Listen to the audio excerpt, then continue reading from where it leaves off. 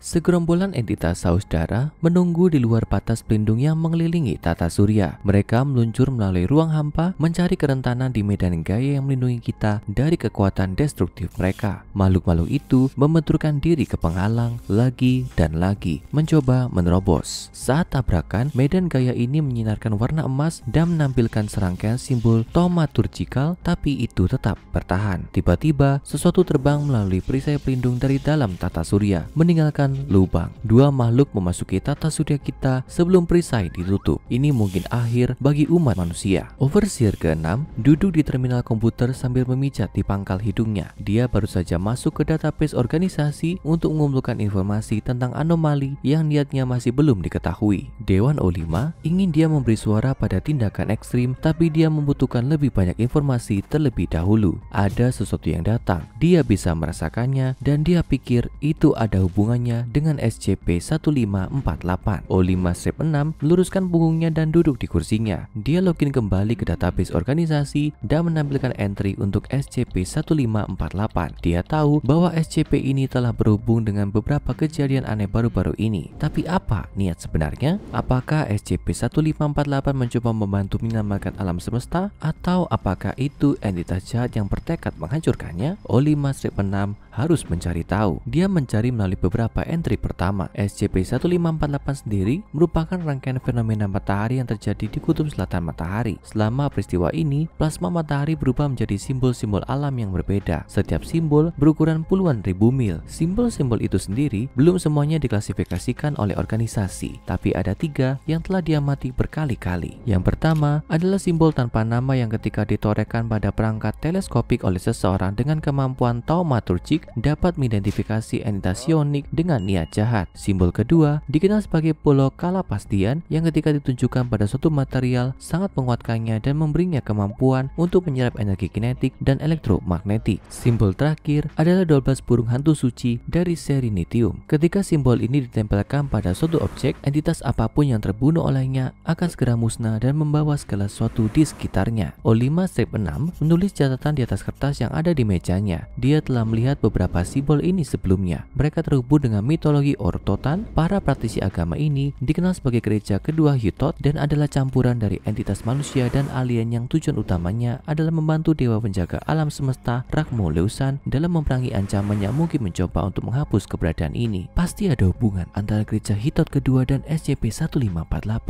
pikir O5-6. Dia mencari kembali file SCP-1548 di entry yang dicatat pada 17 Mei 1983. Pertama kali sebuah peristiwa yang terhubung dengan SCP-1548 direkam. Sebuah probe mengambil manifestasi simbol taumaturgik di kutub selatan matahari. Itu aneh, tapi tidak ada yang lain selain manifestasi dari simbol yang tampaknya terjadi. Peristiwa ini dicatat sebagai peristiwa luar biasa 9008 dan dicatat dalam database SCP. Peristiwa itu terlupakan hingga 23 Desember 2016 ketika aktivitas SCP-1548 benar-benar mulai meningkat. Pada hari itu, SCP-1548 mulai memanifestasikan simbol perlindungan secara berurutan. Selama beberapa bulan berikutnya, awan padat gas terionisasi terbentuk di sekitar tata surya. Dinding radiasi terionisasi ini mengelilingi heliopause, batas di mana radiasi matahari memberi jalan ke ruang hampa. Lama-kelamaan, awan ini menjadi lebih tebal hingga tidak ada cahaya dari luar tata surya yang bisa masuk. Protokol sensor organisasi dengan cepat digunakan untuk menyebarkan data palsu, menunjukkan bahwa tata surya melewati awan padat debu kosmik dan itulah yang mengubah langit malam dan menyebabkan bintang-bintang menghilang. Tapi saat O5-6 terus mencari file, dia tahu apa penyebab sebenarnya dari fenomena ini. Itu pasti SCP-1548. Tapi kenapa? Apakah anomali itu mencoba melindungi kita dari sesuatu di luar tata surya kita atau mencoba menjebak manusia di dalam tanpa sarana untuk melarikan diri? O5-6 berdiri dan merilekskan badan. Cukup untuk hari ini, katanya lantang di ruang kosong itu. Dia berjalan melalui pintu dan hendak membukanya. Tiba-tiba sirena mulai berbunyi dan lampu merah mulai berkedip. O5-6 berputar dan kembali ke terminal komputer. Peringatan darurat mulai datang. Roket Falcon Light 5 yang diluncurkan pada hari sebelumnya untuk membawa pasukan ke stasiun luar angkasa internasional telah secara spontan kehilangan 50% dari masanya di tengah penerbangan. O5-6 dengan panik mulai mengetik. Dia melihat video dari satelit pengawas. Overseer menyaksikan dengan ngeri ketika potongan-potongan puing dan tubuh awak melayang melalui kesunyian ruang. Roket itu sepertinya telah dipotong tepat di tengah dan setengah dari strukturnya telah lenyap dari keberadaan. Apa yang terjadi? Tiba-tiba peringatan lain masuk. Semua komunikasi terputus dengan stasiun luar angkasa internasional. Tanpa peringatan, stasiun luar angkasa internasional mulai menyiarkan serangkaian bahaya kognito. O5-6 dengan cepat mengubah saluran untuk menghentikan transmisi sinyal melalui komputernya. Laporan mulai berdatangan dari seluruh dunia bahwa siapapun yang terus mendengarkan sinyal bahaya kognito mulai memasuki trans. Ketika otak mereka menguap sepenuhnya dari tengkorak mereka. Ada gelombang partikel taumaturgik di orbit sekitar bumi. O5-6 melacak partikel kembali ke sumbernya. Mereka datang dari SCP-1548. Sinyal dari stasiun luar angkasa internasional berhenti tiba-tiba. Seluruh stasiun luar angkasa berubah arah. Ini ada pada lintasan untuk memasuki kembali atmosfer bumi. Gesekan dan panas akan merobek stasiun luar angkasa. O5-6 tidak percaya dengan apa yang terjadi. Sepertinya SCP-1548 membantu umat manusia dengan cara menghentikan sinyal dari stasiun luar angkasa internasional. Tapi bagaimana dia bisa yakin bahwa SCP-1548 tidak bertanggung jawab atas bahaya kognito? Dia membutuhkan lebih banyak informasi. O5-6 mencari jawaban karena semakin banyak anomali yang terhubung ke SCP-1548 mulai terjadi di seluruh dunia. Selama demonstrasi politik di Berlin, sebuah jalan taumaturgik terbuka mengarah pada dimensi Saku. Segera setelah kemunculan portal Koru, Pastor Agung Farah Onteus, pemimpin gereja Hitot kedua, membuat pengumuman. Dia mengklaim bahwa jalan mengarah ke tempat pelindungan yang akan melindungi orang-orang dari malapetaka alam semesta yang akan datang. Orang-orang di daerah itu bersama dengan anggota gereja Hitot kedua masuk ke portal. Dua agen organisasi yang menyamar mengikuti kelompok itu. Setelah semua orang masuk, jalan segera ditutup. Tidak ada kontak lebih lanjut. Apa yang gereja Hitot kedua ketahui yang tidak kita ketahui? O5-6 bertanya. Dia terus memantau situasi dan mencari jawaban. Tiba-tiba sebuah pesan datang melalui semua saluran organisasi. Itu datang dari matahari. Itu bukan SCP-1548 melainkan SCP-179, humanoid permanen di luar angkasa dekat matahari. 179 mengirimkan satu kata dengan jelas dalam isyaratnya, bertahan. Dengan siapa SCP-179 bicara? O5-6 berpikir, apa yang perlu dipertahankan? Apakah itu umat manusia, tata surya kita, alam semesta? Alarm lain mulai berbunyi. Apalagi sekarang? O5-6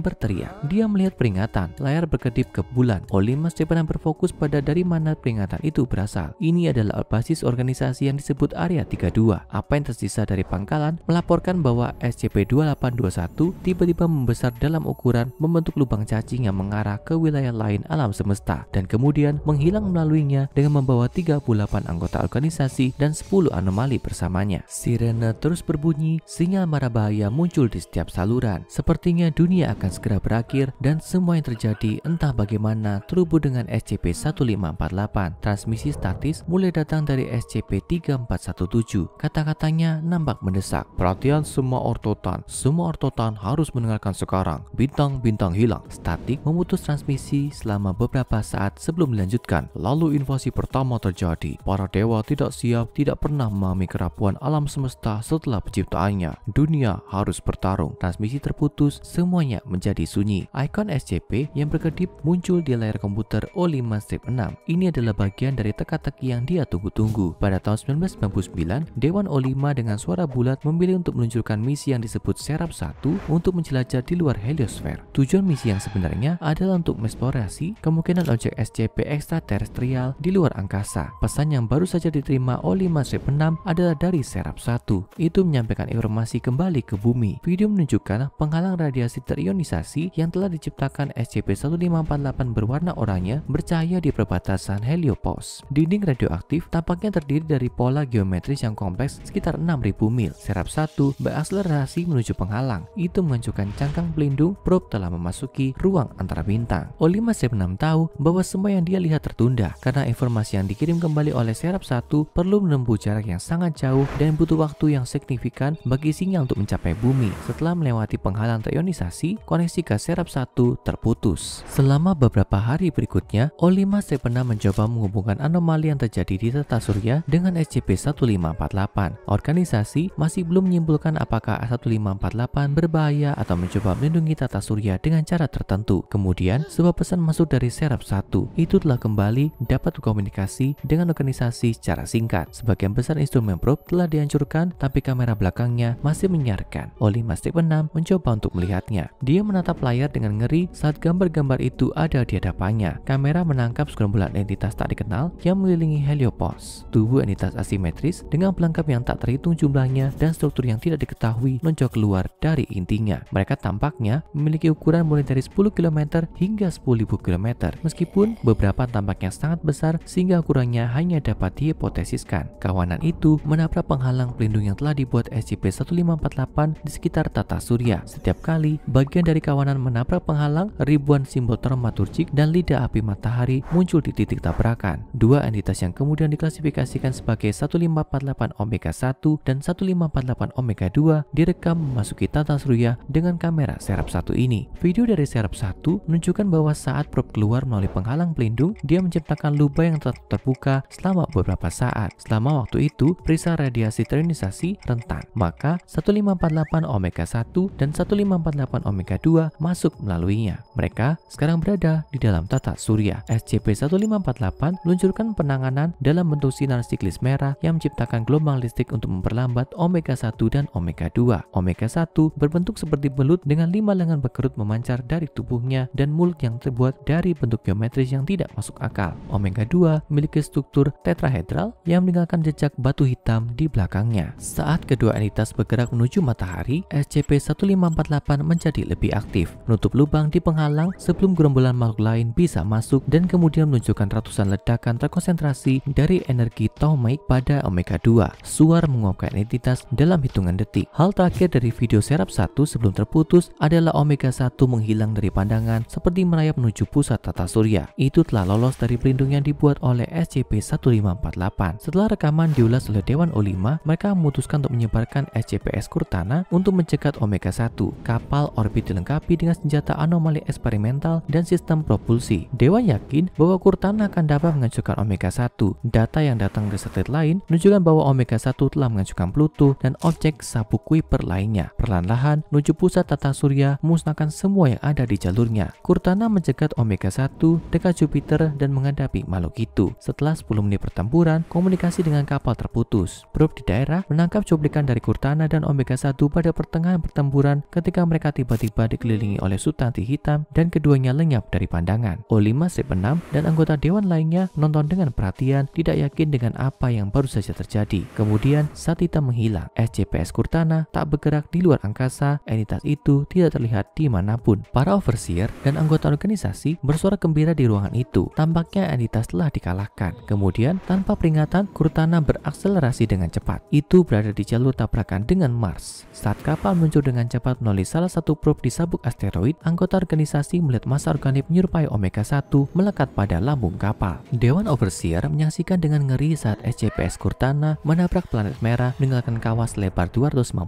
mil. Energi yang dilepaskan dari tabrakan langsung mengionisasi atmosfer tipis Mars, menyebabkan permukaannya berubah menjadi batuan cair. Dari epicentrum kawah tabrakan, massa organik hitam mulai merangkak melintasi planet itu. Para overseer membeku dalam ketakutan, tapi SCP-1548 segera menghadapi entitas yang melahap permukaan Mars. Dari matahari muncul SCP-1548 terbesar yang pernah tercatat. Suara matahari menuju ke Mars, tabrakan itu menyebabkan reaksi perpaduan yang begitu hebat sehingga untuk sesaat Mars bersinar seterang matahari. Planetnya meledak, puing-puingnya terlempar ke seluruh tata surya. Seiring waktu, itu akan menciptakan sabuk asteroid kedua di orbit yang pernah dihuni Mars. Dewan Overseer sekarang yakin bahwa ancaman telah teratasi. SCP-1548 menahan kawanan itu di luar tata surya, setidaknya untuk saat ini. O5-6 kembali ke kantornya, dia membuka file SCP-1548. Dia masih tidak yakin dengan niat sebenarnya dari SCP ini. Tampaknya dia melindungi umat manusia. Tapi mengapa? O5-6 duduk kembali di kursinya dan mencari ke akhir file. Ada pembaruan file oleh O5-3, sesuatu yang tidak ada sebelumnya. O5-6 membuka entry baru dan membaca keterangan. Semua yang tersisa dari alam semesta kita yang tak terbatas dan terus berkembang. O5-6 mencari ke bawah. Gambar itu adalah gambar yang diambil oleh Serap 1 sebelum kontak hilang selamanya. Ini adalah gambaran dari semua yang tersisa dari alam semesta. Ada 2 titik cahaya dan tidak ada yang lain selain kegelapan. Kawanan telah menghancurkan segala sesuatu di alam semesta kecuali 2 bintang yang jauh dan tata surya kita sendiri yang dilindungi oleh SCP-1548.